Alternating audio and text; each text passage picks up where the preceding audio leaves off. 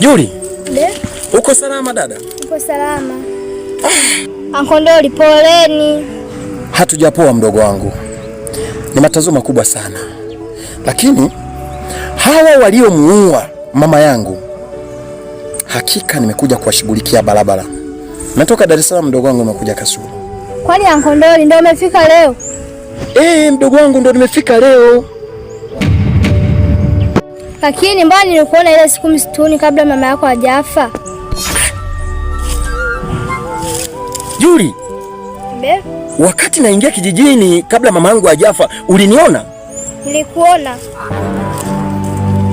Ndiyo. Na hata yule ambaye amembofusha mdogo wako macho, namjua.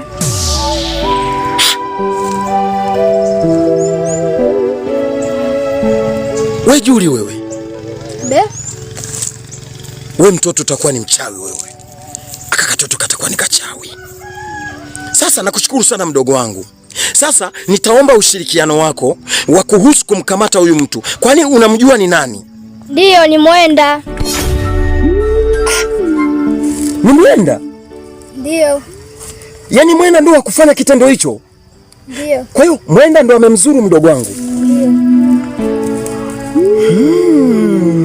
Sawa mdogo wangu. Naomba iendelee kuwa siri yako. Kwani kuna yeyote hapa kijijini umeshamwambia? Hapana. Mdogo wangu, haina shida. Wewe fika nyumbani.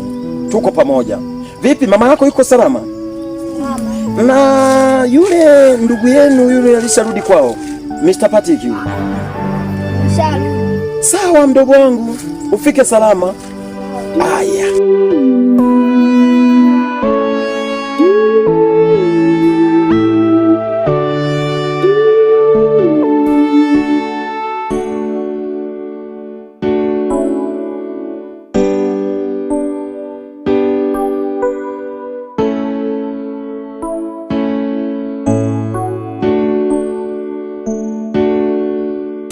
Halo Mwenda.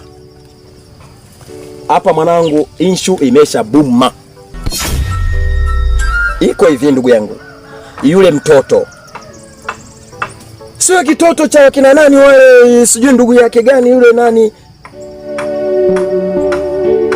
Ndio kile kitoto kitundu cha kike kile kinaitwa Kijuli kile. Kimejua kila kitu. Yaani yule mtoto amefahamu kuwa mimi niliingia kijijini kabla ya mama yetu kufa. Kabla mama hajafariki. Na tayari alishajua wewe ndio umemzuru Hologwa. Sijui hata amejuaje. Kamkamata haraka sana iwezekanavyo yule mtoto.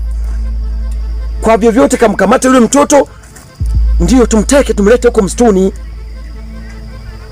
Tusipofanya hivyo ndugu yangu ni hatari kwetu. Haya Mwenda, nakushukuru sana. Tekeleza sasa hivi.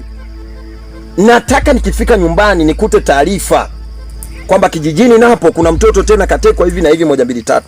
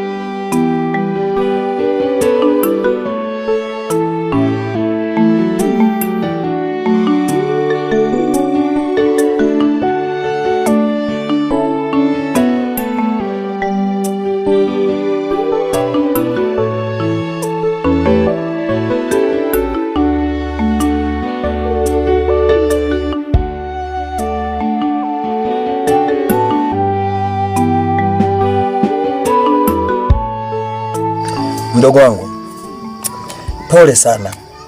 Unajua kubofuka macho, I say, ni kitendo kigumu sana. Yaani ni kiungo muhimu kwa mwanadamu. Macho yana kazi kubwa sana mdogo wangu. Pole. Yaani asante kaka. Hii ndo hali nilionayo. Lakini pia sio hili tu ambalo mimi linaniuma.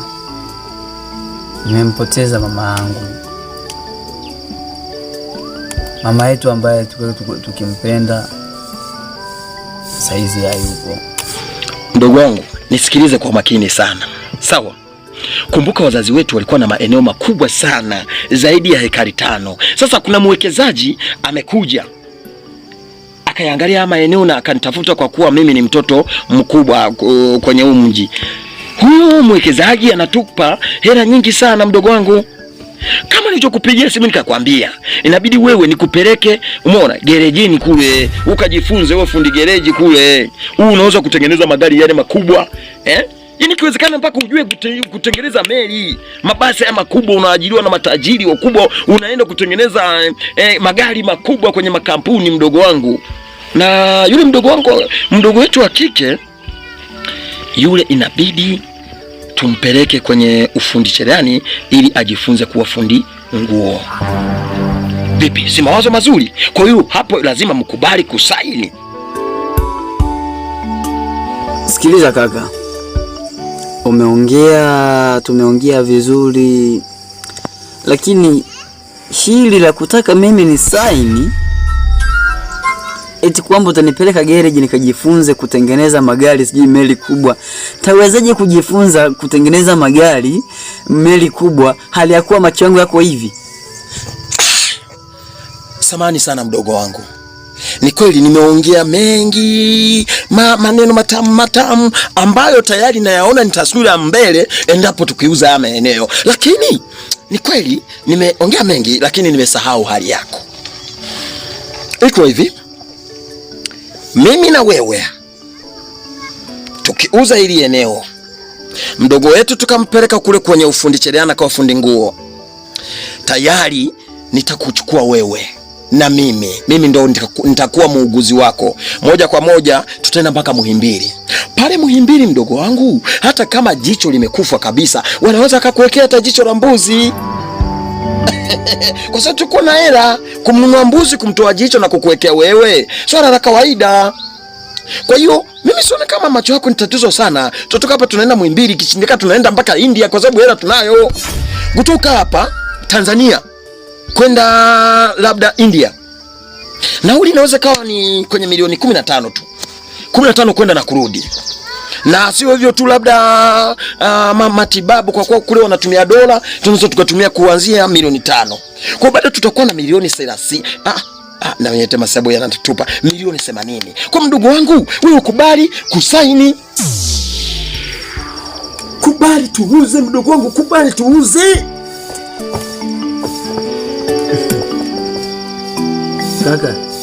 Kaka, umesoma kweli?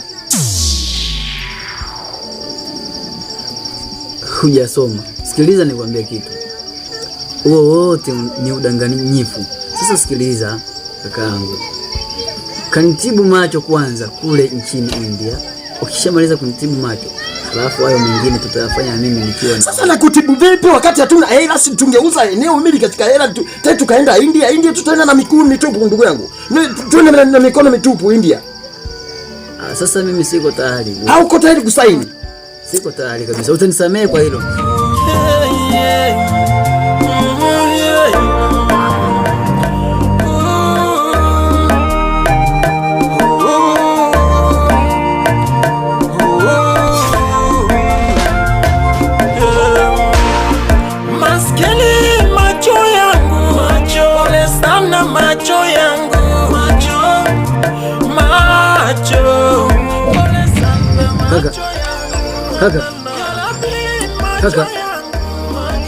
Kaka.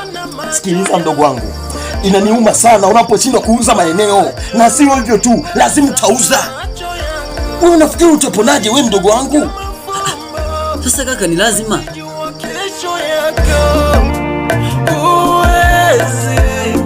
Kuijua kesho yako, hata uwe mtabili, huwezi jua kesho yako. Ndio maana tunaishi kwa uwezo wa Mola. Maskini macho yangu, pole sana macho yangu, macho, pole sana macho yangu. Ya Rabbi, macho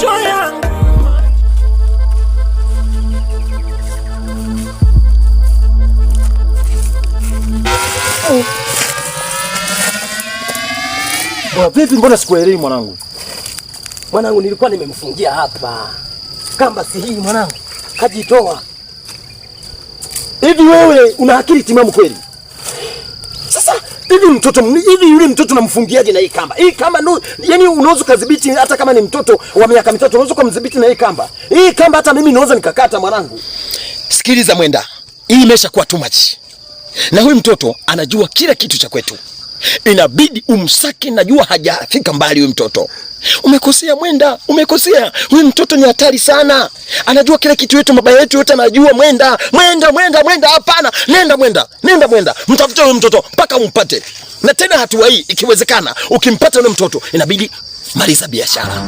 Mwenda, ondoka. Mwenda, unapoteza muda bwana, acha ujinga. Hii jamaa bwana. Hili jamaa likoje hili? Na hakikisha unakuja naye mtoto. Sio kuja naye tu, nahitaji maiti.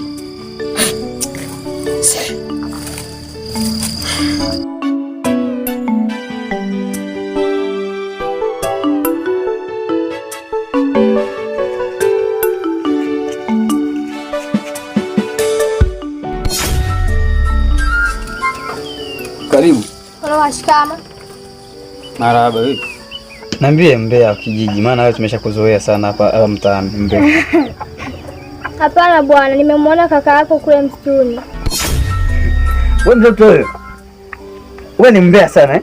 Yaani kaka yangu yuko Dar es Salaam hapo unaniambia umemwona msituni. Wewe. Hebu toka hapa nyumbani. Kweli yule mtoto alisema ukweli. Aliwezaje kumwona msituni haraka hivyo?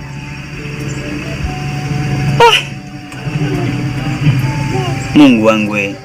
Ni kweli nimeongea mengi, maneno matamu ambayo tayari nayaona ni taswira mbele endapo tukiuza haya maeneo. Lakini maskini macho yangu, pole sana macho yangu, macho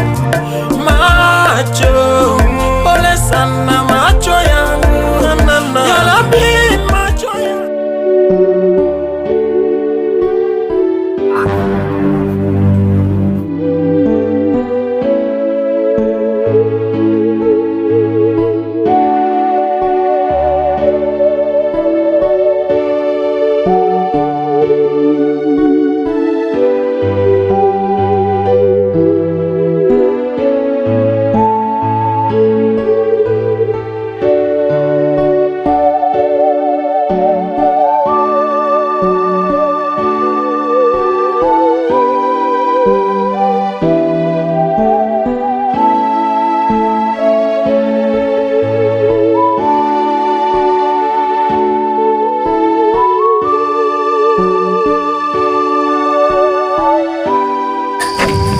Kiukweli hapa hii imeshakuwa shida. Sijui yaka katoto ni jini, sijui ni nini, sijui leo kama nipanda kichwani, ila ya mambo si madogo haya.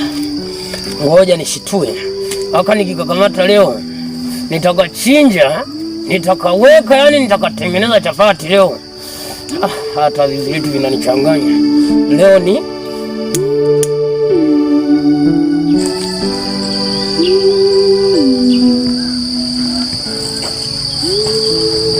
Mwenda, nipe taarifa. Mwenda, iko hivi, nimeshaona hili jambo unanizunguka sasa. Mwenda, nikikutana na wewe na kukiri hapo. Macho yangu, pole sana macho yangu, macho pole sana.